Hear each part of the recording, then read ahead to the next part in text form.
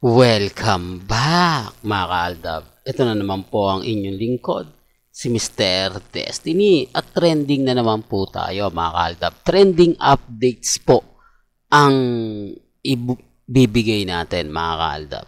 Napakarami pong naganap, napakarami pong nangyari ngayong Friday the 13th mga kaaldab.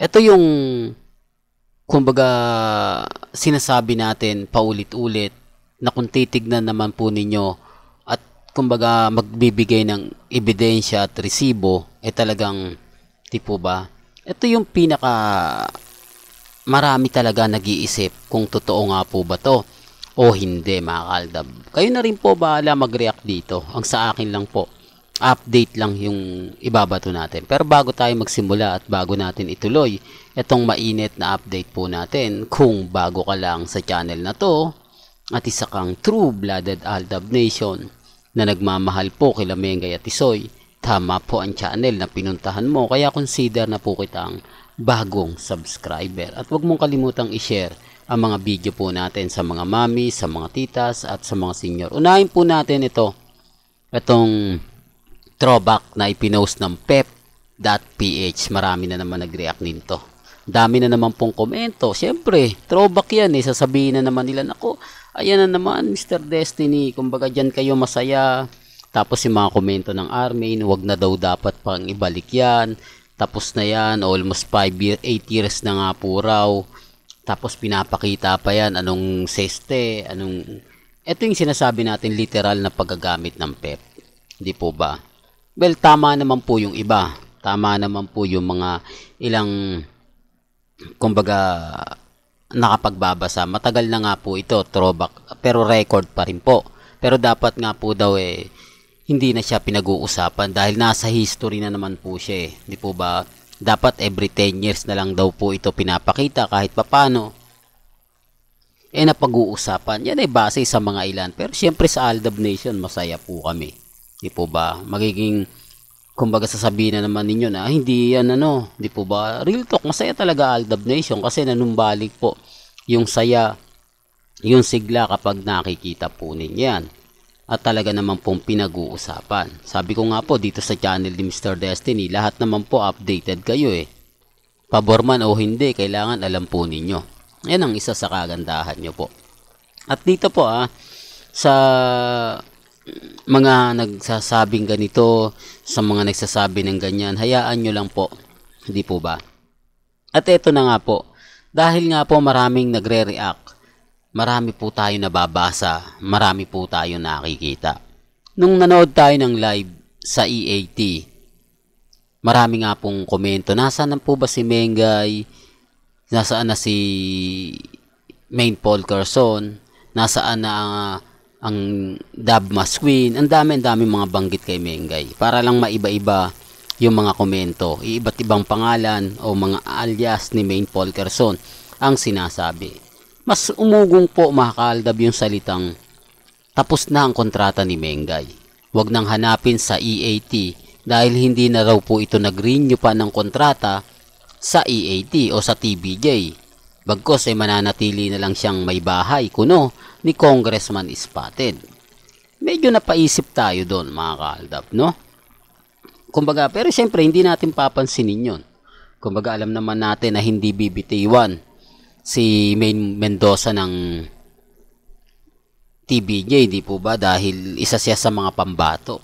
Pero, kumbaga may mga nagkukomento naman po at may nabasa naman ako na kay Ibyang naman po na sinasabing sinisimula na nga puro turuan si Main Mendoza para mag-produce ng Nathan Studio.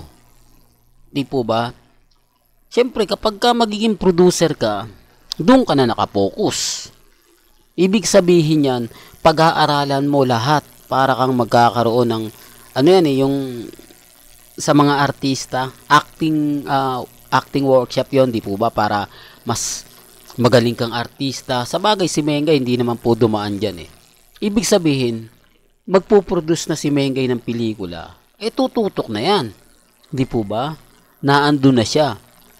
Ibig sabihin, makukumpirma na wala na nga po talaga siya sa Itbulaga o sa TVJ. Hindi na talaga siguro siya nag-renew pa ng kontrata. Ito'y base rin po sa mga kumakalat. Di po ba na, kumbaga, isa na rin po yan sa tinitignan natin. Pero base lang po ito sa mga bali-balita. Hindi ko naman sinasabing fake news yan. Hindi ko rin naman po sinasabing totoo. Depende pa rin po yan sa magaganap at mangyayari. Hindi po ba? Pero ako nalulungkot ako mga kaaldab sa mga nababasa ko, nababalitaan ko. Pero okay lang naman at normal lang naman. Gaya nga po nito, medyo nakakalungkot kung mawawala po talaga si Mengay sa EAT. Kung totoo po na sinisimulan na ni Ibiang naturuan si Maine Mendoza para maging producer ng depende, di po ba? Sabi ko nga, may mga bagay-bagay nga po talagang yung social media, kumbaga, yung malawak, no? Kahit sabihin na natin na hindi yan totoo, fake news yan, pero mabilis kumalat di po ba? Na mapapaisip ka rin Tapos wala naman po kasi sinasabi ang EAT, okay sana mga kaalda, masasabi natin fake news yan. Kung i-announce ng TVJ o yung mga nababalitaan nyo si Mengay tapos na yung kontrata, hindi po. Nagbabakasyon lang po siya sa Amerika kasama si Congressman Spotted dahil bagong kasal sila. Kaya sa mga nag-aabang, sa mga followers ni Mengay, sa mga nagmamahal kay Mengay, hindi po siya aalis dito sa EAT. Mananatili po siya rito, mananatili siyang Dabercads. Di po ba? Kung yun po sana yung sinasabi ng TVJ, syempre magkakaroon ka ng idea na hindi naman totoo yun kasi nagsalita na ang TVJ na hindi aalis si Mengay, na andito si Mengay, mananatili siya, at yung mga kumakalat sigurado fake news na yan, matik na yon. Pero hindi ilang araw na nga po ba, ilang buwan na nga po ba na walang update, hindi man lang po nagpaparamdam. Ang masakit nito mga kaaldab, wala po talagang paramdam, wala po talagang kumbaga ganito ganyan, etc. Di po ba? Sinasabi ko lang po ito para po sa kaalaman ng lahat, para lang po sa mga taong dumadaan at bumibisita sa atin po ba? At least alam po ninyo, yan naman po yung kagandahan sa pagbibigay ng update. Base po ito mismo sa mga nakakalap nating impormasyon. Yan yung maaasahan si Mr. Destiny sa pagkuha ng update. Gaya nga po ng pep.ph na kumbaga inaalala yung mga panahon na kung saan tayo po yung gumawa ng breaking the records, di po ba? Na halos 50% in the ratings, di po ba? Grabe, no? Sino nga po ba makakalimot niyan? Sino nga po ba ang magsasabing hindi pala o magagawa ng Aldab Nation yan?